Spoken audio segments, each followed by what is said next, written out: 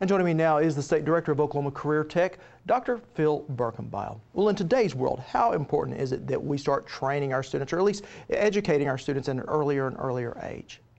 I think it's very valuable that they understand it so they can make informed career decisions. You know, it used to be you made those decisions in high school or even in college.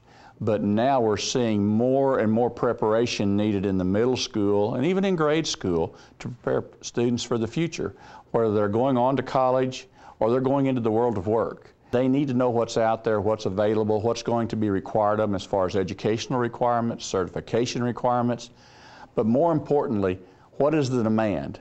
The demand is high in certain areas. In other areas, they've got a glut of employees, and so we need to make sure those students are aware of what's available for them so they can make good, informed decisions for the future. Now, in the story we just saw, they mentioned career pathways. How do those help? Well, career pathways are basically an individualized education program for the student, so they can look down the road and say, okay, here are the things that I need to do to accomplish this goal, whether it's going on to higher post-secondary education at a CareerTech or higher education facility, or it's a certification, credential, or a license. It says, here are the courses I need to take, here are the tests that I need to take, and it gives those students an idea that these are the things I need to complete.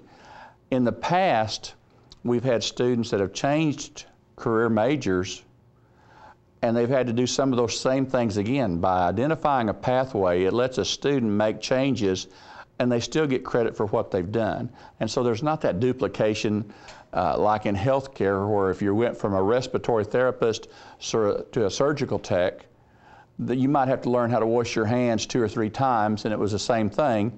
Now, with the pathway, they have that on the pathway, they do it, they mark it off, and they go on, and they don't have to retake it. Now, it's important to note when we talk about these students, we're not just talking about the young. This is something that truly reaches through a lifetime.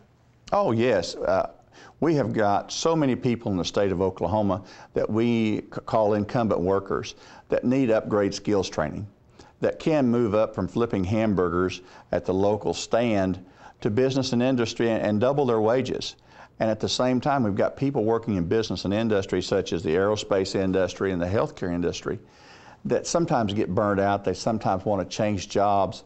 And we need to be offering courses where they can come back and transition into another job without a lot of hurdles, because we could reclaim a lot of workers. We have some people retiring at 50 and 52 and 53 with some of our healthcare workers, and they have tremendous skills. We need to be educating that group and creating an intellectual pathway, a network, where they can move into other jobs and be a very valuable asset to the state of Oklahoma and our economy. Well, certainly an interesting and a very important time in our state's history. Appreciate you being here, Dr. Berkenbile. Now, if you want to see more about technology in education, just go to our website at okhorizon.com and click on this week's Value Add.